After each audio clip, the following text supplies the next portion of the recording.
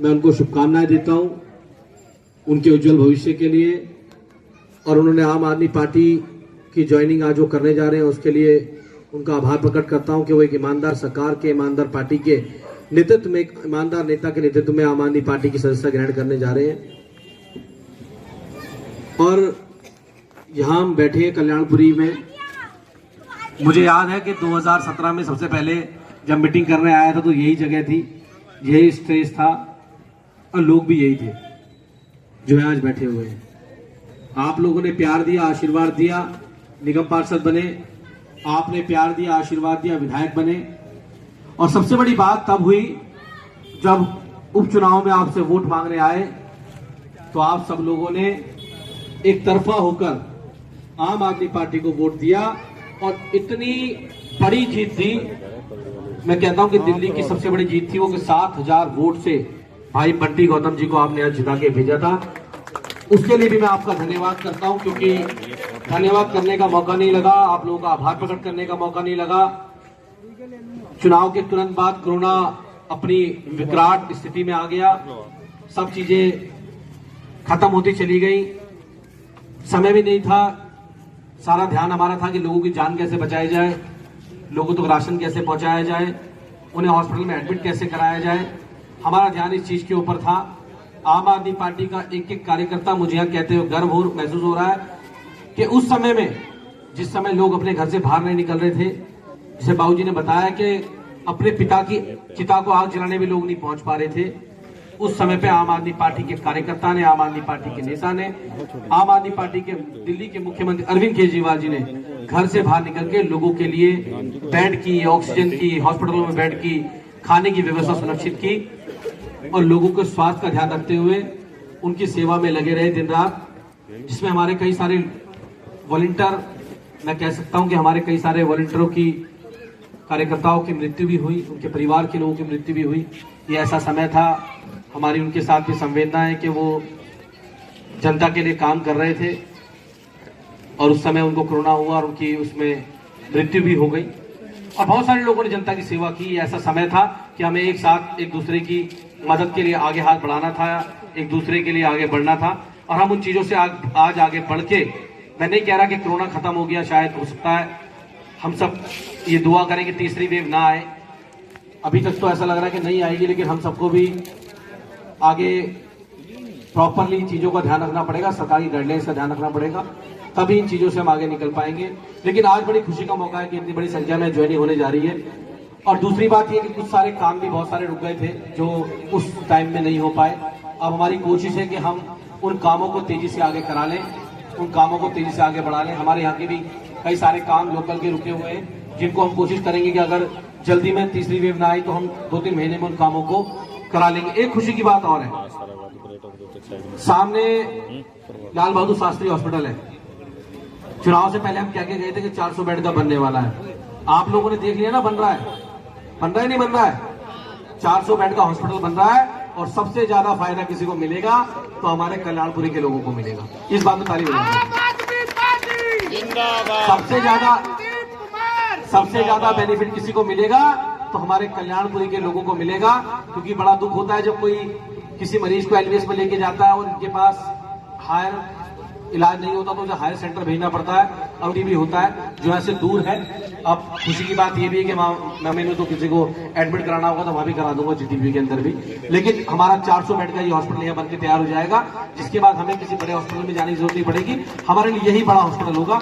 तो मैं कह सकता हूँ कि हमारे कल्याणपुरी के लोगों के लिए और कोल्डी के लोगों के लिए भी, क्योंकि बहुत संख्या में सारे लोग हमारे इधर आसपास में कोई हॉस्पिटल नहीं है, एक ही हॉस्पिटल लाल बहादुर शास्त्री, अब एक 400 बेड का अच्छा हॉस्पिटल बनने जा रहा है। तो इसके लिए हम सबको माननीय मुख्यमंत्री अरविंद केजरीवाल जी का धन्यवाद भी करना चाहिए कि उन्होंने हम लोगों के लिए इतनी अच्छी सुविधा यहाँ पे की है हेल्थ सिस्टम को लेकर, क्योंकि सबसे ज्यादा जरूरी यही होता है। हेल्थ अगर आदमी की ठीक है, सब कुछ ठीक है, अगर हेल्थ ठीक नहीं है तो कुछ भी ठीक नहीं है।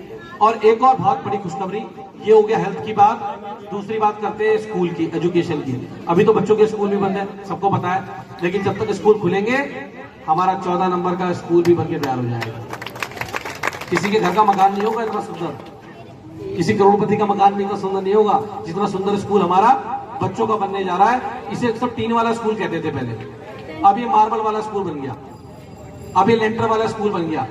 बहुत शानदार बिल्डिंग बन रही, छत पे खड़े होकर देखते होंगे लोग, भाजपा वाले भी देखते होंगे आसपास से खड़े होके, तो उन्हें बिल्डिंग दिखाई देती होगी कि अरविंद केजरीवाल जी की बिल्डिंग। वो कहते हैं ना, हर डिबेट में जाते हैं उसमें कहते हैं कहाँ बने हैं स्कूल, कहाँ बने हैं स्कूल। मैं कह रहा हूँ जो भाजपा कार्यकर्ता आसपास बैठे हो, वो छत पे देख रहे हैं, ये बन रहा है स्कूल, है ना जी, पास में बन रहा है, देख लेना, आपके बिल्कुल सामने बन रहा है, और इतना ऊंचा बन रहा है, इतना आलीशान बन रहा है कि मैं कह सकता हूं, मैं इस बात को इसलिए लेके आया कि मैं जब हमारे विधानसभा के लोग, हमारे समाज के लोग, दलित समाज के बच्चे जब स्कूल में पढ़ने के लिए जाएंगे ना, तो अपना कॉलर ऊपर करके जाएंगे, अपने आपको गर्व महसूस करेंगे कि मैं सरकारी स्कूल में पढ़ने के लिए जा रहा हूं, जिसकी बिल्डिंग प्राइवेट स्कूल से ज्यादा अच्छी है। तो हमारे बच्चे इसमें गर्व महसूस करेंगे, अपने आप में गौरव महसूस करेंगे।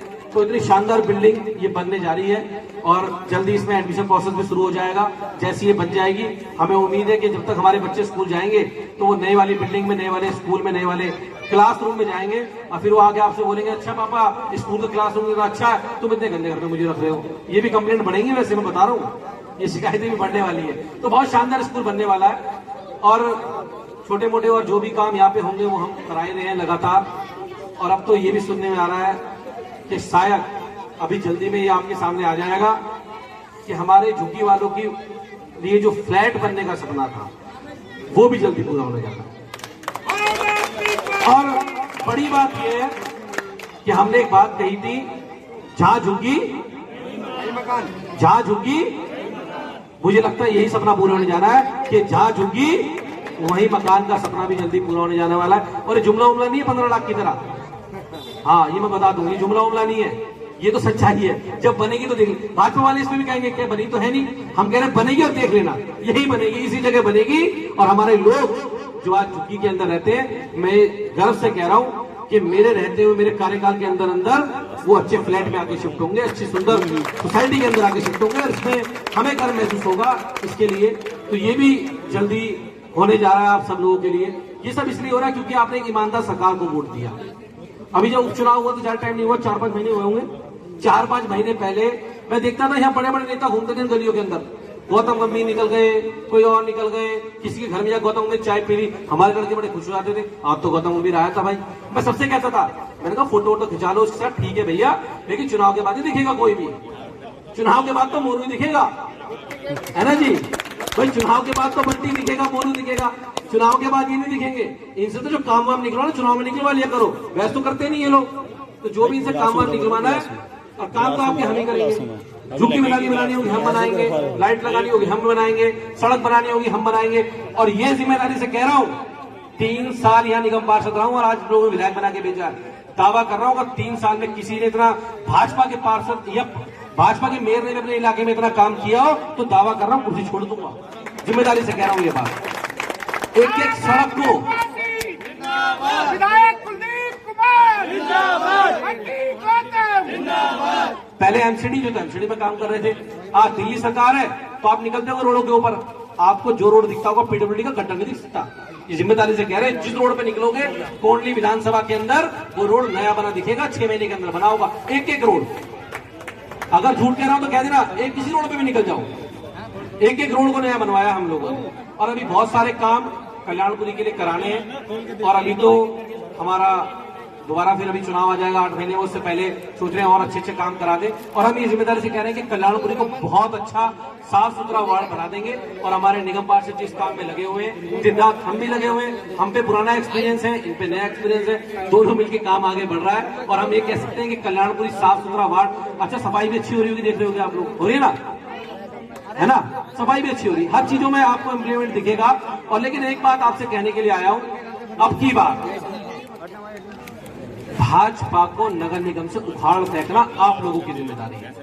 क्यों जिम्मेदारी है, ये बात सच बताइए अभी कि 15-15 साल से हमारे लोग, भाई क्या कर दिया, हेलो, 15-15 साल से हमारे लोग पक्के वो कच्चे हैं एमसीडी के अंदर, उनकी तनख्वाह नहीं मिलती। हमारा आदमी रिटायर हो जाता है तब भी उसकी पेंशन नहीं मिलती, उसका बकाया नहीं मिलता। हमारे मतलब मेरे परिवार में खुद 1-2 लोग हैं जिनको आज मेरे ख्याल से 30-30 साल एमसीडी में लगे हो गए, आज तक कच्चे ही हैं। अबे भाई कौन सी नौकरी कर रहा, कच्चे ही आज तक, समझ लो ना। इन लोगों ने हमारा शोषण किया है और कुछ नहीं किया। 15 साल में हम पे एक नौकरी थी एमसीडी की, और वो भी छीनने के कगार पे हमारी खड़ी हुई है। वाल्मीकि समाज के लोगों की चार वो नौकरी भाई 2 मिनट बस भाई 2 मिनट बात, वो भी नौकरी मुझे लगता है छिनने की कगार पे खड़ी है। तो इस बार हम सब लोगों को, खैर कल्याणपुरी के लोगों को तो मैं कह ही नहीं सकता, क्यों नहीं कह सकता, क्योंकि आपने तो हर बार आम आदमी पार्टी को वोट दिया और इतना वोट दिया कि भाजपा वाले 2 बार चुनाव काउंटिंग करेंगे ना तो भी नहीं जीत सकते। अगर 2 बार भी काउंटिंग हो जाए उनकी, वो तो भी नहीं जीत सकते। विधानसभा में हम जीते 24,000 वोट से, काउंसिलर में जीते 7,000 वोट से, भाजपा को 7,000 वोट मिल रहे हैं, हम 7,000 चुनाव जीत रहे हैं। आप सोचो क्या हालत होगी इनकी। और वो भी कब, जब इन्होंने हमारी लड़ियां तोड़ दी, हमारे गुब्बारे तोड़ दिए, हमारे गेट तोड़ दिए, हमारी होर्डिंग बढ़वा दिए। हमने कहा भाई केजरीवाल जी की फोटो दीवार से फाड़ सकते हो, कल्याणपुरी के लोगों के दिल से नहीं फाड़ सकते। ये बात गलत तो नहीं कह रहा, इन्होंने खूब सब कुछ किया, पैसे भी बांटे। मेरे में कई सारे लोग आए, भैया पैसे बांट रहे हैं, मैंने कहा बांट रहे हैं ना हमारे लोगों को भला, और हमारा तो पैसा है। किसका पैसा है भाई? ये हमारा पैसा है, हमारा खून चूस के जो इन्होंने इकट्ठा किया था वो हमारा ही पैसा है ना। तो इन्हें लेने दो। तो मैं फिर कह रहा हूं, अभी नगर निगम के चुनाव आ रहे हैं, 2022 में है, अभी बहुत टाइम है, 8 महीने का है। लेकिन जब हमें सत्ता को परिवर्तन करना होता है, किसी चोर और भ्रष्टाचारी को भगाना होता है, तो उसके लिए 1 साल और 8 महीने कुछ भी नहीं है। हमें आज से तैयारी करनी होगी, आज से लड़ाई लड़नी होगी, तब हमें इनको उखाड़ के फेंकेंगे। और ये सब लोग हाथ खड़े करके बताओ, अब की बार भाजपा उखाड़ के फेंकोगे नहीं फेंकोगे? पार्षद तो जिताना है, साथ में दिल्ली की एमसीडी जितानी है। ना रहेगा बांस और ना बचेगी बांसुरी। तो ना रहेंगे चोर और ना होगी चोरी। भाई चोर बचेंगे नहीं, चोरी खत्म हो जाएगी ऑटोमेटिकली। तो आप सबको आसपास के अपने लोगों को बोलना है, आ जाएंगे। मोदी जी ने कहा था ना आएंगे, आए नहीं, तुम्हारे नहीं आए, मेरे भी नहीं आया तुम्हारे नहीं आए, मेरे भी नहीं आया, मेरे से कंप्लेंट हो रही थी। चलो आ जाएंगे, 15 लाख भाई के अकाउंट में नहीं आए, किसी के में तो आ जाए यार। अब तो सिलेंडर भी 834 रुपए का हो गया। सिलेंडर कितने का हो गया? 800 रुपए का। पहले 400 वाला महंगा था, अब 800 वाला भी सस्ता है। देखो तो सही, आदमी को नौकरी नहीं मिल रही भाई साहब, मैं सच बता रहा हूं, आदमी को नौकरी नहीं मिल रही आज की डेट में। लेकिन सिलेंडर बढ़ रहा है, दाल बढ़ रही है, चावल बढ़ रही है, तेल 200 रुपए लीटर। और पेट्रोल तो यार हम पे गरीब पे गाड़ी नहीं, पेट्रोल कहां चलाएंगे, लेकिन चलो फिर भी मान लेते हैं। पेट्रोल 100 रुपए लीटर, 100 रुपए लीटर पेट्रोल। आप सोचो, हमने कभी सोचा 100 रुपए लीटर पेट्रोल हो जाएगा? आदमी डीजल की गाड़ी खरीदता था कि डीजल सस्ता होगा, आज तो डीजल भी उतरा और पेट्रोल भी उतरा। तो भाई साहब ये तो भाजपा के राज में हो सकता है और किसी राज में हो सकता है। बहुत अच्छा शासन इन लोगों के पास है। नहीं मिला चाचा, इनका भी नहीं मिला, मेरे पापा का भी नहीं मिला, नहीं बहुत बढ़िया। ऐसे नहीं बोलते, कोई बात नहीं, ये भाजपा वाले चोर सही, हम तो सही आदमी है, छोड़ दो। इनका बोनस नहीं मिला, देखो दुख है इनका बेचारों को, क्या करें भाई, आदमी बोनस नहीं मिला क्या करेगा? इन्हें बोनस करोड़ में तनख्वाह नहीं मिल रही, फर्क है ना। ये कह रहे हमारा भी नहीं मिला। तो भाई साहब देखो, ये बोलने से कहने से नहीं होगा, ये करने से होगा। हम लोगों को तय करना होगा कि हमें भाजपा को भगाना है। किसको भगाना है?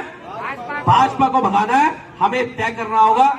तो भाजपा वालों को भगाओ, भाजपा को भगाओ। हमारा लड़का चुनाव नहीं चल रहा है, तुझे वोट चाहिए भाई, किस बात का? आज हमारे समाज के लोग हमारे पास आते हैं, भाई बीए कर रखा है, सफाई की नौकरी लगवा दे। अब क्या बोलूं उससे, बताओ? आप समझ रहे हो? मतलब बीए पास करके बैठा हुआ है लड़का, ऑटो के टिप्पर पे काम कर रहा है 8,000 रुपए में। क्या करेगा? घर नहीं पता चलाना उसको अपना, उसे घर चलाना है अपना, है ना। लेकिन क्या करे, मजबूरी है, नौकरी नहीं है, नौकरी सारी चली गई। पहले एक आस होती थी एमसीडी पक्का हो जाऊंगा, तो वो भी गई, वो भी खत्म हो गई। नहीं हो रहे ना, पक्के नहीं हो रहे, पक्के पहले भी नहीं हो, अब क्या होंगे? तो भाई साहब ये मैं वादा कर रहा हूँ, आम आदमी पार्टी की सरकार, अरविंद केजरीवाल वो व्यक्ति हैं, उन्होंने जो जो बात कही है वो बात सच हुई है नहीं हुई है? जो बात उन्होंने कही है, उन्होंने जो बात दिल्ली के लोगों से कही वो वादा निभाया। भाजपा वाले 100 काम हमारे टांग अड़ाते रहे, तो भी हमने कर देते ना, क्यों? करने की नीयत है। ऐसे नहीं होगा ऐसे हो जाएगा, ऐसे नहीं होगा ऐसे हो जाएगा, करना तो है। जब करने की नीयत है, टाइम लग सकता है लेकिन होना तो है।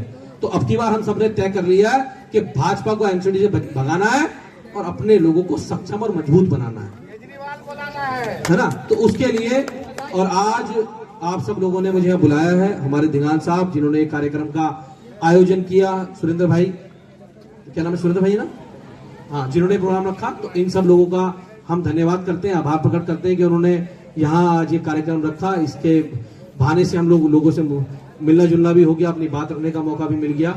तो उसके लिए बहुत बहुत धन्यवाद करते हैं, बहुत बहुत आभार प्रकट करते हैं। बहुत बहुत धन्यवाद। भारत माता की वो देना चाहता स्वागत करवा लो। पकड़ी बड़ी कमाकर वो तो हम यार आज इस कार्यक्रम के संयोजक सर्वप्रथम मैं एक बात कहूंगा